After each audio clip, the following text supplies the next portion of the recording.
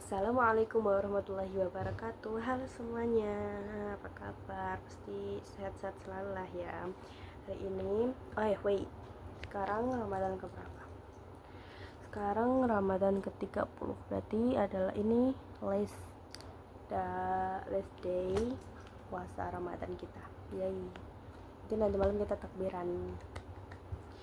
Sebelumnya aku mau mengucapkan minal aidin wal faizin, mohon maaf lahir batin. Selamat hari raya Idul Fitri yang ke 1446 Hijriah.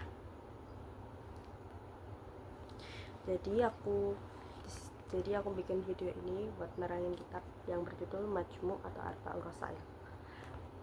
Muslimun adalah Arba'ur Rasail. Mbak Vita, kalau salah ini koreksi ya.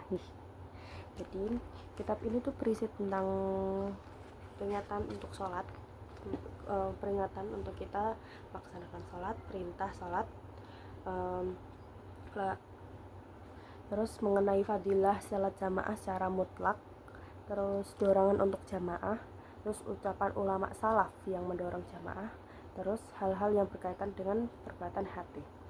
Jadi aku akan nerangin ini chapter. Ini aku mau nerangin ini Arba'ur Rasail, tapi risalah yang kedua yang berjudul mengenai fadilah sholat jamaah secara mutlak dan hal merapatkan shaf sholat. Oke. Sebelum mulainya kita baca bismillah dulu. Bismillahirrahmanirrahim. Jadi aku akan bacakan hadis ini dulu. Bismillahirrahmanirrahim. Wa qala Rasulullah sallallahu alaihi wasallam, salatul jamaah tafdulu ala talfati bi khamsin wa ishrina darajat wa fi riwayatin bi sab'in wa ishrina darajat. Artinya, salat jamaah pahalanya melebihi orang yang salat sendirian terpaut 25 derajat, dan dalam salah satu riwayat lain itu 27 derajat. Maksudnya itu dalam dalil tersebut, bukan dalil ya, maksudnya yang diriwayatkan tersebut, kalau kita sholat sendirian itu derajatnya tuh lebih sedikit ketimbang sholat maksudnya gini, sholat jamaah itu derajatnya tuh lebih tinggi, lebih gede daripada sholat sendirian.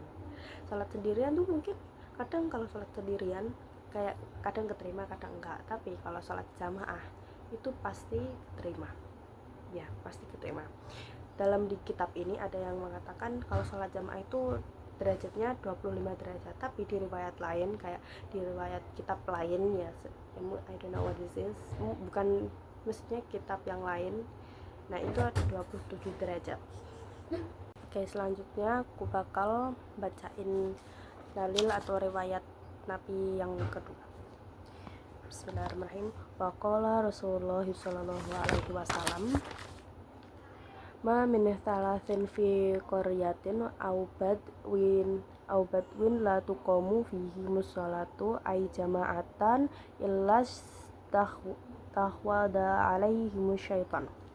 Jadi artinya tidak ada 3 orang desa atau hutan yang tidak didirikan sholat jamaah pada mereka kecuali setan mengalahkan mereka. Itu sebabnya kamu hendaknya selalu berjamaah, karena itu bagian serigala hanya memakan kambing yang jauh, maksudnya jauh terpencil. Itu maksudnya sepengetahuan aku ya.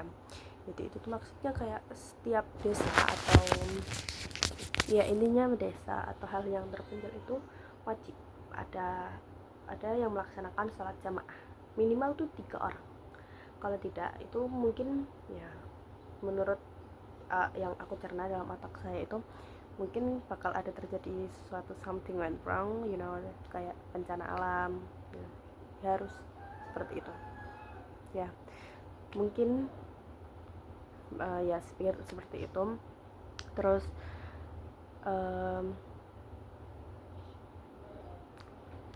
yang kayak gitu. Terus kayak kalau kalau kan ada pasti ada yang tanya, kalau jamaahnya tuh cuma 2 orang itu, ya itu bisa dibilang jamaah, tapi I don't know itu sebutannya gimana. Tapi di kitab ini tuh, di kitab ini, nah di kitab Majmu ini diterangkan itu maksimal, bukan maksimal, minimal tuh 3 orang, minimal 3 orang, ya itu bisa disebut jamaah, berjamaah. Itu harus dilaksanakan berjamaah karena sholat berjamaah itu lebih baik daripada sholat sendirian. Sholat jamaah itu pahalanya itu lebih gede daripada sholat sendirian. Biasanya kalau kita sholat sendirian kan ya kadang kan diterima, kadang ya tidak tahu itu diterima atau tidak, itu urusan Tuhan, urusan Allah. Nah, saya akan membacakan riwayat yang lain. Selanjutnya saya akan membacakan riwayat yang ketiga. Bismillahirrahmanirrahim. Waqala Rasulullah sallallahu alaihi wasallam, al-jafa'u kullu jafa'i wal kufru wan nifaqu man sami'a munadiyallahi ila sholati falyujibuhum. Itu artinya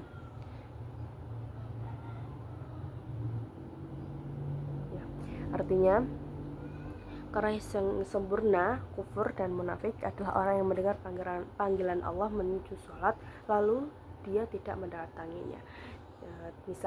Misal ada seorang pemuda, ya dia tuh udah ya pemuda sehat, bisa ya sehat walafiat, tapi pas saat mendengar azan itu, padahal orangnya itu, pemuda itu mendengar azan, itu sangat jelas, terdengar sangat jelas mendengar azan, dan itu dia tuh hanya kayak berpikiran kayak nantilah, kayak mengabaikan suara azan tersebut.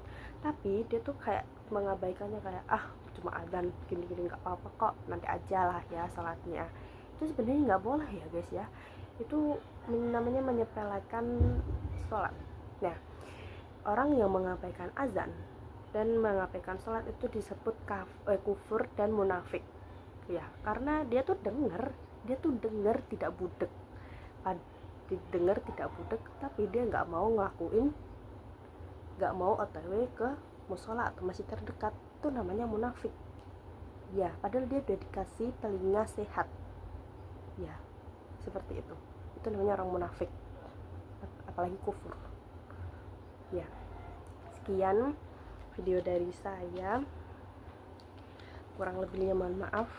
Ini tidak aku edit, paling cuma aku cut bentar soalnya capcut saya kebox memorinya ya. Sekian, terima kasih. Assalamualaikum warahmatullahi wabarakatuh. Bye.